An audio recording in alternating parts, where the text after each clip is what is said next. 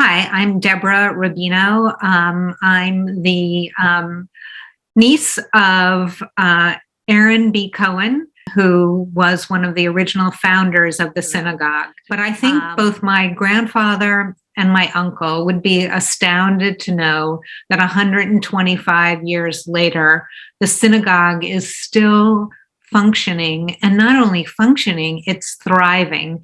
And I think that's just an incredible tribute to these people who back in the late 1800s believed that Glen Cove needed a synagogue, needed a place for the Jewish families to gather together.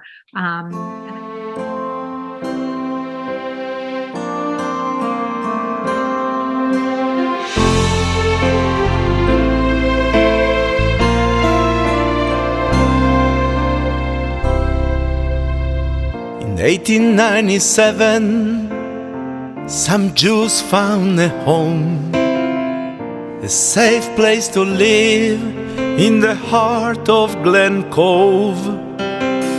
Yiddish speakers from afar, lifted from strife, people filled with hopes and dreams, celebrating life. Giving Jews in congregation with so much to share, caring always for each other, we are one. We are Tiferet Israel, holy place for Tikkun Olam, where harmony abounds and everyone is cherished. Bless Tiferet Israel, a link to ancient traditions. We bring it as one, the door by door.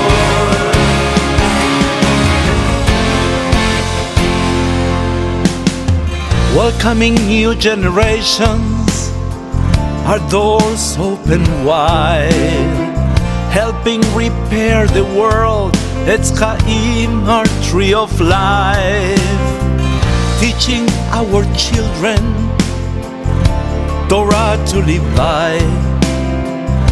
A harmony of voices, we all live side by side, giving Jews in congregation with so much to share, caring always for each other, we are one. We are Tiferet Israel, holy place for Tikkun Olam, where harmony abounds and everyone is cherished. Bless Tiferet Israel, a link to ancient traditions. We breathe as one, the door of our door. A place for diversity, where every voice is heard. Beauty and splendor, this is Tiferet Israel. Empathy and kindness, a fusion of beliefs, looking to the future, following our dreams. We are Tiferet Israel, holy place for Tikkun Olam, where harmony abounds and everyone is cherished. Bless Tiferet Israel, building a bright future. We breathe as one, the door of our door. We are one.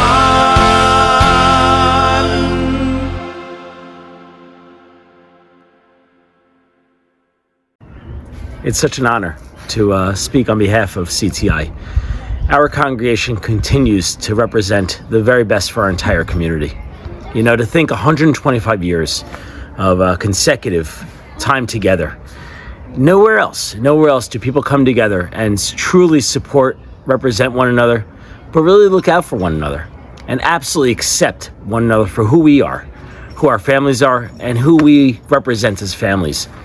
Our children are so very fortunate to have our congregation to go to as a support, but also as a place to play, to enjoy one another, to get to just hang out and be themselves. You know, as a vice president of education for CTI, it really brings me great honor to speak on behalf of our congregation, just say thank you. Let's continue to be ourselves, celebrate one another, and we are just so fortunate to be together. So thank you. My grandfather moved here in 1882, and Samuel Goldberg was one of the founding members, and my uncles were bar mitzvahed in the temple. I was bar mitzvahed there, and I remember how nervous I was. My son was bar mitzvahed there, Skylar, and so our roots go back a long time. I remember coming to Hebrew school in my baseball outfit because baseball was right after temple. I remember my father waking me up 7 o'clock in the morning before school and telling me after I was 13, we need a 10th for the minyan. And I was saying, are you joking? He says, it's an honor to be the 10th. You have to come. So, and I also remember at the end of the service, everyone having a little cup of scotch. I don't know if they still do that. I would see people walk from all ends of the Glen Cove just to walk to temple on those days. I remember going also when my father died, to say Kaddish. At the end of the service, they said, you know, it's customary to bring a bottle of liquor. So trying to fill the chest. The property that the temple's on right now, my two uncles donated to build the temple because it was a large piece of property with, I guess at the time, the temple was looking to build a new building and move. My father instilled in me that the giving and being part of the temple and, you know, what Jews went through during the Holocaust to survive.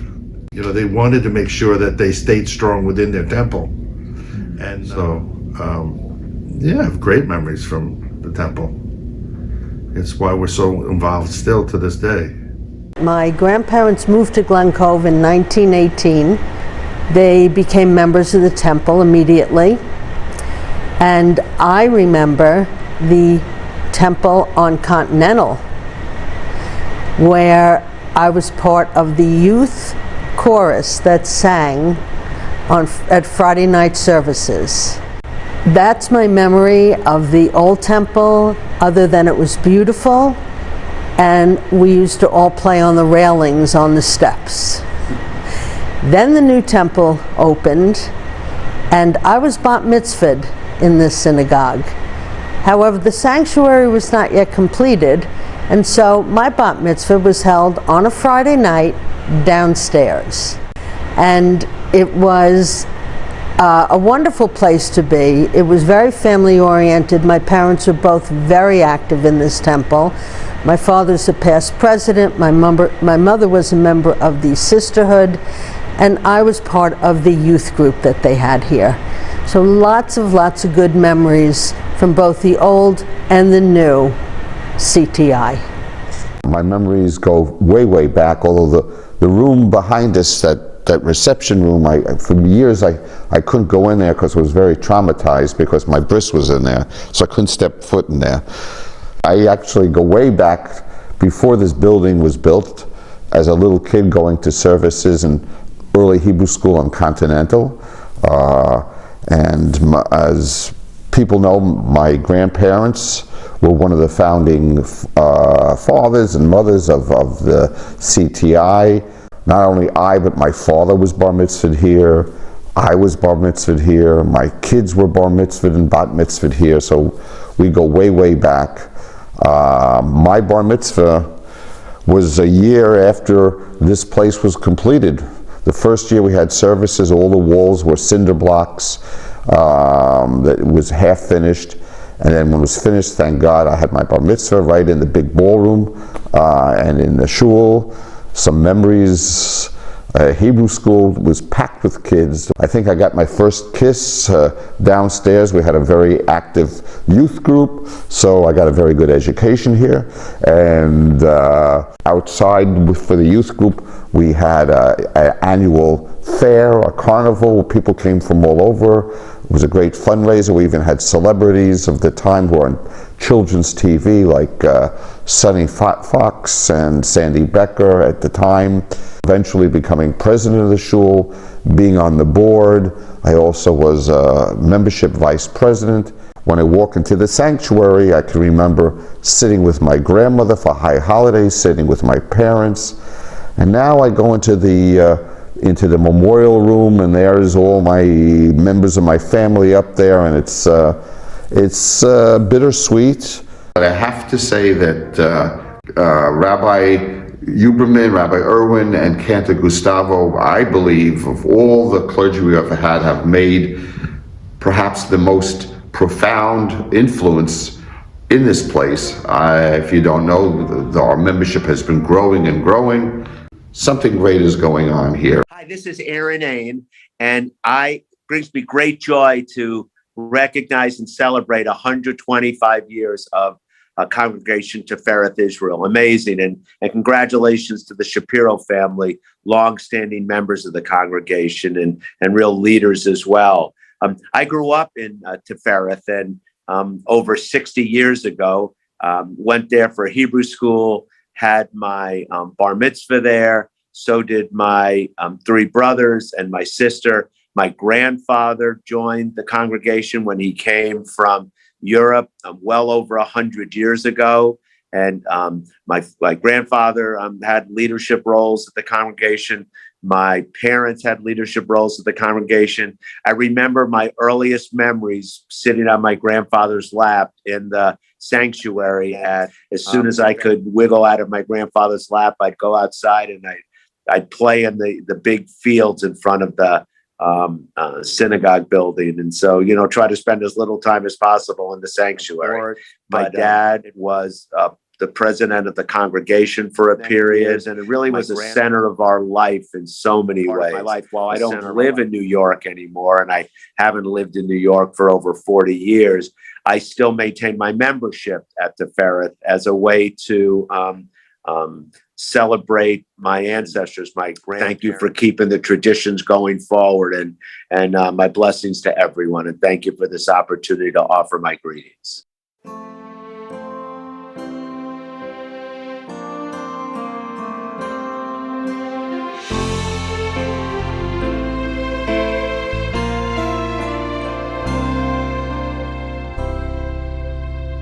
In 1897, some Jews found a home, a safe place to live in the heart of Glen Cove. Yiddish speakers from afar, lifted from strife, people filled with hopes and dreams, celebrating life. Giving Jews in congregation with so much to share, caring always for each other, we are one. We are Tiferet Israel, holy place for Tikkun Olam, where harmony abounds and everyone is cherished. Bless Tiferet Israel, a link to ancient traditions. We breathe as one, the door by door.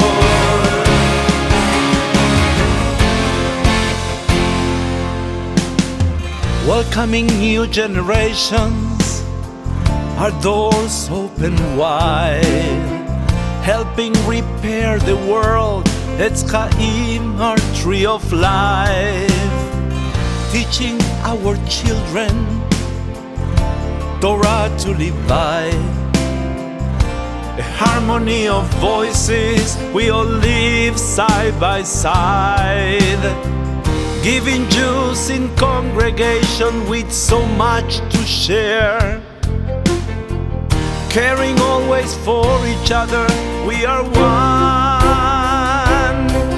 We are Tiferet Israel, holy place for Tikkun Olam, where harmony abounds and everyone is cherished. Bless Tiferet Israel, a link to ancient traditions. We breathe as one, Ledor Vador. A place for diversity, where every voice is heard. Beauty and splendor, this is Tiferet Israel. Empathy and kindness, a fusion of beliefs. Looking to the future, following our dreams. We are Tiferet Israel, holy place for Tikkun Olam, where harmony abounds and everyone is cherished. Bless Tiferet Israel, building a bright future. We breathe as one, Ledor Vador. We are one.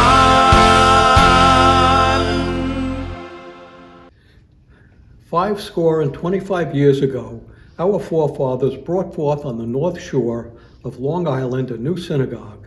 We are here today to celebrate this enduring legacy that spans 125 years. We are also celebrating one of our legacy families, the Shapiro family, who have been members here since the early 1900s. Lenny and Carol Shapiro, their children, and Lenny's mother, Libby, are stalwart supporters of the synagogue.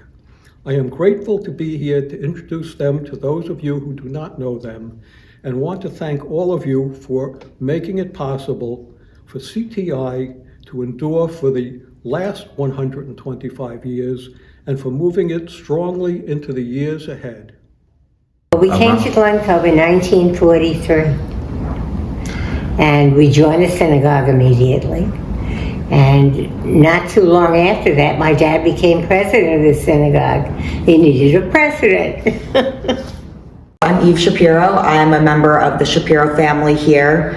I grew up coming to CTI for as long as I can remember, back in the days when we were just, the youngins, and there was a lot of what I'll call the old generation, which things have definitely shifted in the last 27 years. Okay, so originally the Shorenstein family, which was my grandmother, came to, my great-grandmother came to America in 1881. They then moved out to Glen Cove in 1908. The Shorensteins moved out here to Rose Avenue. In 1916, my grandpa Ben then came to Glen Cove from Ellis Island. I know that my great-grandfather and my mother's grandfather were competitors. My mother's grandfather had a bakery in Seacliff, and my other grandfather had one in Glen Cove. And my grandfather, who was in Glen Cove, built his bakery up to such a point where he sold all the bread to the U.S. Army in the First World War, and it would ship it out to Yaphank. My grandfather, Ben Shapiro, he bought a hay feed and grain business, and in 1929 decided to go into the coal and oil business and proceeded to build Commander Oil in Oyster Bay. Oil has always been recession-proof. It's a commodity, it's recession-proof. Even right now, look at where the prices are. After they got married, my grandparents, Ben and Eva Shapiro, moved to Woolsey Avenue, and then from there went to DeSoris Lane. And in 1943, Posner family moved to DeSoris Lane. So my mother and father have known each other since they were 10 years old. When I went to Hebrew school there, I always sat near Joe. We were kind of a couple from the beginning. How old were you? 10. We dated at 14. We got engaged at 18. And then got married at 19. And he had just turned 20. They were married 61 years, and in time my dad passed, they knew each other for 71 years. My grandpa Max Posner, that he was president. And this shul was Orthodox in the beginning because we had some amazing rabbis through the years. Rabbi Sternstein was here. Schimmelman was before Rabbi Blumenfeld. Okay. I heard stories from my father going back to the old days of some of the things that we had a rabbi that was a priest. That's unbelievable. They found out because he didn't show up one day and they went to his room and there he had a cross right over his bed. My grandfather immediately, Grandpa Max Posner, joined here immediately after they moved. They were, newbies because my family had been here since the beginning in 1908. Everybody was more religious in those days. I know that. Always went over the high holidays. We went as a family, and we originally went, the women weren't allowed to sit with the men. We had to sit upstairs, men downstairs. Then eventually it changed. In those days, I know that my grandparents kept kosher, and, to this day, I still keep a kosher home.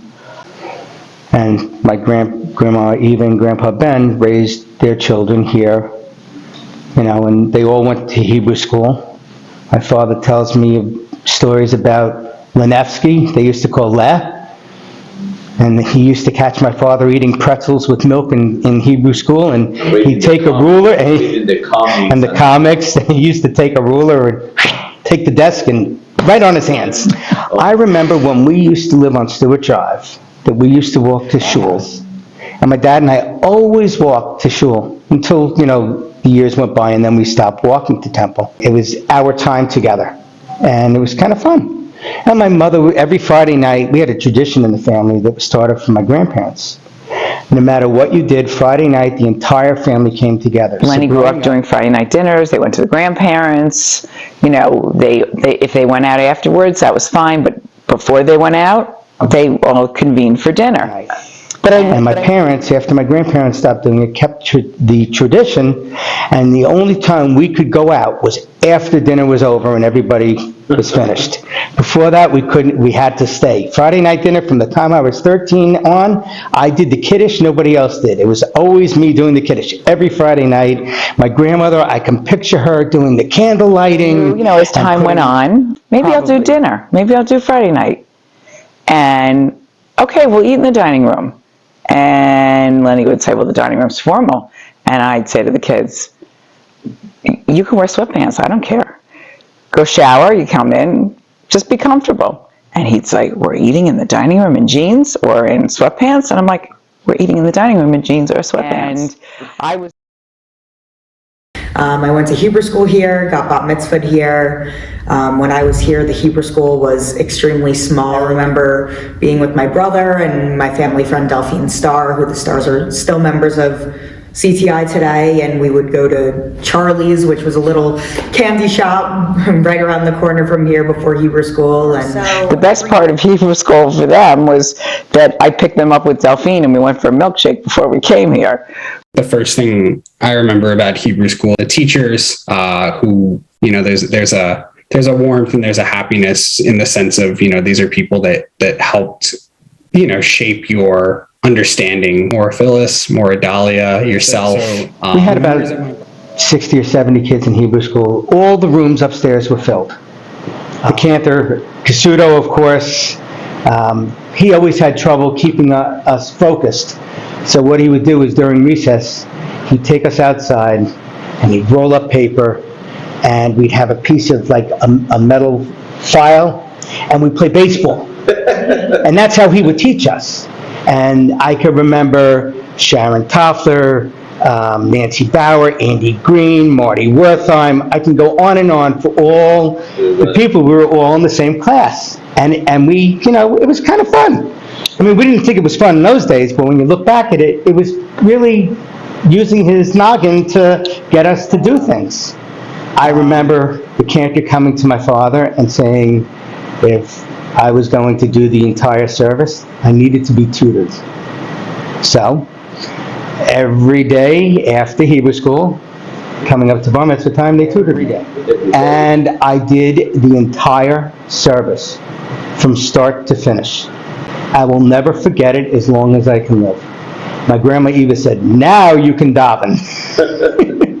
The memories of my bar mitzvah can still see the binder highlighted with my Torah reading. I think about it pretty much during every high holidays. When the other memory that comes to mind of my bar mitzvah is just how, as nervous as I was to kind of speak in front of them, I wasn't nervous that I didn't know any. Like my knowledge was there. Like I was ready, and there was definitely a sense of pride. Ben was bar mitzvahed 35 years after I was, to the day. And it was quite interesting. I mean, Ben had my Haftorah. I mean, Eve, she studied, she did her thing, done. So it was, it was great. It was nice to have both of them bar and bat mitzvahed in the temple that I was bar and bat mitzvahed in, and my siblings were all bar and bat mitzvahed in. So it was a tradition in the family. When my father and I were traveling, saying Kaddish with Grandpa Ben in '79, I remember going cross-country. Didn't matter where we went, we could fit in right away because we could daven. I started going to confirmation. The confirmation interfered with the jet games on Sunday, because Sunday you had Eddie Zendel, Henry Zendel, my father, the Windlers, and we'd all get into our cars, or my dad had a camper, so we'd get into the camper and we'd go to Shea Stadium, and we would tailgate along the fence. And, it was all the people from the temple here. And I'll never forget, Rabbi Blumenfeld came to me after the second year of confirmation. He says, "This isn't good. You've missed all your classes, and I'm your teacher." I said, "Well, Rabbi, what? I was bar mitzvahed. Why do I have to do any more?" He said, "Because your grandmother wants you to be confirmed." I said, "My grandmother? What about my mother and father?" He said, "Grandma Eve is more important than anybody." I mean, you talk about, history and the family history. In 1974, my father went with my grandfather and my grandmother down to the Lower East Side, and they looked for our family's Torah. The reason why they loved that Torah, and in those days, and I think I showed you, that Torah cost about $3,500 back in the 70s, so pretty expensive Torah in those days. And I remember my father said the best thing about the Torah was the size of the letters. They were big, and you could read them. And it is probably the heaviest Torah that we have. That's why Ben started carrying it, because it got too heavy for me. But that went from generation to generation, because my grandfather carried it, then my father carried it, then I carried it. And when Ben is here, Ben carries it. We always lined up in a row. And it started with Joe's family and then my family, and we all were in the same row.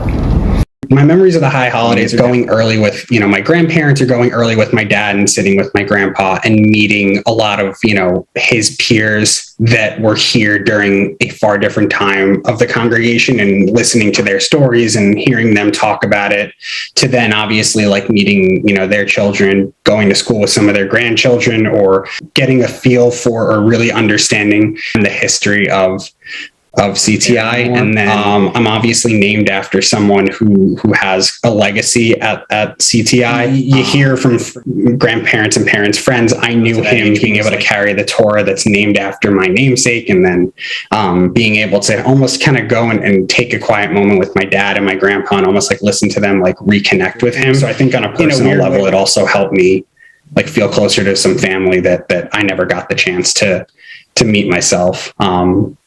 But because of that connection, that was something that was always really special to me. It is emotional because he was named after his grandfather, and Eve was named after her grandmother, and it was very emotional for the two of them. Well, it's wonderful to see it because it's so many generations. It's very rewarding to see them back there again for the holidays. So every year, unfortunately not the last 2 years, but my family, we would all come here for high holiday services. It often consisted of my grandparents, my cousins, my entire family. For as long as I can remember, we've had seats in the main sanctuary basically 2 rows. So we would all line up and everyone would sit together, and it would kind of be musical chairs of who would sit next to Granny and who would sit next to Pop. My favorite though was I would always try and sit next to my dad, and we used to play this game with his tallis, and he would tie the strings, and it would be a way to keep us engaged. And my grandparents always sat in the same 2 seats. My grandpa was at the end of the aisle, and my dad would either sit next to him or my grandma, and we would always rotate around. And what was great is we would be able to come and sit with them, but my cousins and my brother and I, we would also often go to the kids' services, which were normally downstairs, and we'd have our time together and then run around and socialize. And it's definitely changed. The high holidays here were a little different than what I was used to. They couldn't stay, especially Ben. The attention was not there to sit for 2.5 hours. When he was real little, I'd bring a book, and I'd put a book inside the prayer book. So I'd be reading, Thomas the Tank Engine in between your prayers. But you absorb, and they still, there are certain things that, they can hear and close their eyes and know just from being here. So I remember when my grandparents were alive, I was always fidgety, like all kids. My father would always sit on the end. My grandfather would sit next to him. But when I sat there, I sat in between my father and my grandfather. And every time I went to talk, my grandmother would lean over and she'd go, keep still, keep still. Couldn't talk. It was so funny because through the years, when my grandfather first started, with this temple, he was in the first seat. Then he gave up the first seat to my father. Now, I never sat in the first seat until my father passed away. Dad's, I had to wait my turn. So now I sit there. It's moving down. But my father was president in the 70s. I will never forget my father saying to me, we have 368 families at one point. And my dad was always very active. And when I got older, he said, you know what, my time is done. It's your turn. And I was on the board for 25 years. I think my grandmother was involved with sisterhood. My mother was involved in sisterhood. My grandma Rose Posner was involved in sisterhood. So we've always been active in all different areas of the temple. It's definitely changed. It's been really interesting and great, honestly, to see the synagogue grow into now over 300 members. I can remember back in the time where there were maybe 100, if that. So it's been great to see both Cantor and Rabbi really build this synagogue with the backbone of everybody else who's been involved and really help grow and prosper this community more than anything. What's nice is for them to see how it's grown, and to see what you and Rabbi have done is just incredible. So it's comforting, not just to the elders, like I'm sure my mother-in-law, would agree. And I'm sure my husband said the same thing, but even the kids, it's nice for them to see how it's changed and grown. I want us to be able to come into temple this year and be comfortable in the seats instead of just with doing upgrades. I mean, I sit here and I look at this looks so much better than, what we've had in the past. Brick, nice, it gives nice, and that's important. And one thing that my father always told me was no matter what happens at this temple, you make sure it never goes down the tube in your lifetime. Mazel tov to CTI and its 125th. As the education director at Limmud for the past 7 years, it's been my pleasure to be part of its dedicated and vibrant community. The Limmud families and students light up my life, and I look forward to watching the youth and families here continue to walk in the Jewish path and preserve its future. And as the students at Limmud like to say, L'dor v'dor. In Hebrew school, it was strictly Orthodox. I remember my twin sister we had a joint bar and bat mitzvah. She wasn't even allowed up on a bima. She was allowed to read an English piece. In those days, there were no bat mitzvahs. I remember building, in the current building, downstairs in one corner of what's now the youth lounge. You paneled it? You paneled it? Yeah, it was It was a paneled. gorgeous room. I think once a week we'd have a men's after, we play cards, and we watch whatever happened to be on TV in those days. And I loved the little children and how fast they learned, and got the families involved as a kihila, as a community. And many of them, a great many of them, bonded, and they're still friends today. I used to tell the children, what are we? We're fantastic. My first start, I loved that temple. And I was just a child, but that's where I got my first education. I remember the steps. I remember the high holidays and Friday night services. I just remember just the feeling of the room, and it was very meaningful and breathtaking. And I was just a child, but it just had me mesmerized. My father was just so involved and, felt the temple was such an important part of his life. One of his things he used to say is he was the only Jewish cop in Glen Cove. Bingo was such a big thing for them. They would look forward to going and working at bingo. And I remember as a kid, they used to take me and I used to push the cart around selling pastries and coffee. Going through Hebrew school, getting tortured by Chuck Rhodey and David Zatlin. And I remember my bat mitzvah and how proud my parents were. And it was just such a big deal. And in fact, both my kids were bar mitzvahed at the temple in Glen Cove. But it's very, very welcoming now. And kudos to you and the rabbi. You are doing a phenomenal job. And I thank you for that. Been at the temple for, I think it's 58 years. And I remember when we came, the synagogue on Hill Street, I think, was relatively new.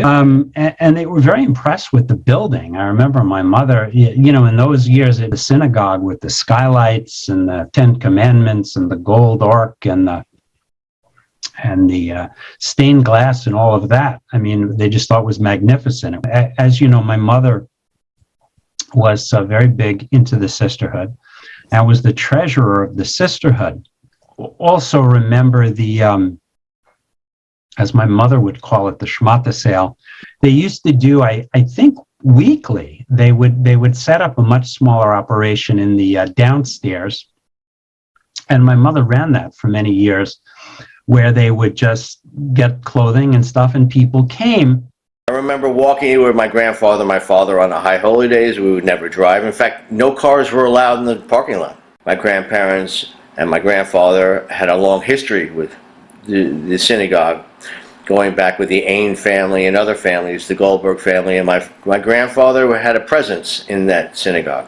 And I remember having to miss all the sports and everything else to go to the Hebrew school on Tuesday and Thursday after school. But nothing educated me more, Cantor, than Boxy, who pulled me inside and he said, "Do you know the secret of davening?" And I said, "Tell me." He said, "When your grandfather takes his forefinger and licks his finger, that means that's the time to turn the page in the Amida." Looking up at the skylight at those beautiful stained glass pieces and the memories of the ark opening on my bar mitzvah, the same ark, the same beautiful inscriptions, all those flashbacks. So when I have the honor of the Aliyah on Yom Kippur as a Kohanim, the memory flashbacks are there. The honor of the Aliyah was handed down by my grandfather, who, as he got older, handed it to my father, who in turn has handed it down to me. My family came here in 1897. My memory to the temple goes back a little of the old shul. And I remember, my grandmother was very observant, especially Yom Kippur. She would be here. She wouldn't leave on a break because she fasted. She had her smelling salts with her. I'd get here late and she kept on turning around, and when I finally got here, I got a little scolding type face. I still sit in the same seats, the same row. My grandparents sat in the seats, and my parents and I sit in same seats that they all sat in. Doreen and I were married. We're married here. My kids went to the children's services, and now my grandchildren. Whatever I learned at home. I learned from my mother and father, and from going to temple with them. And the three of us always walked down for the holidays for services from here. We didn't think anything about riding. We just walked. We sat, when you came into the old temple, we were on the left, the men were on the right, and my father and had their seats down near the bema. The training and instructions that they got at this temple, and my boys right down to Regina and Hank, they could go into any temple and pick up at the surface and know what they were doing and know what was going on. At the time, the temple was very conservative, so we had to wear skirts or dresses. We were not allowed to wear pants. We always had hats on our heads, but my mother always made me wear a brimmed hat, either black or blue, for the high holidays. I went to Hebrew school, like 3 days a week. There's one classroom, one rabbi, Nevsky. Well, we used to play tricks on him every once in a while. Like somebody would run downstairs and turn the lights out or something. The high holidays, most of the kids would go outside. Every once in a while, the rabbi would come out with a stick and get us all corralled inside. My bar mitzvah, all of a sudden, President Roosevelt died. Everything stopped. There was no bar mitzvah. And I had to wait a month. My mother had a big party. I couldn't care less, really. I wanted to play baseball there.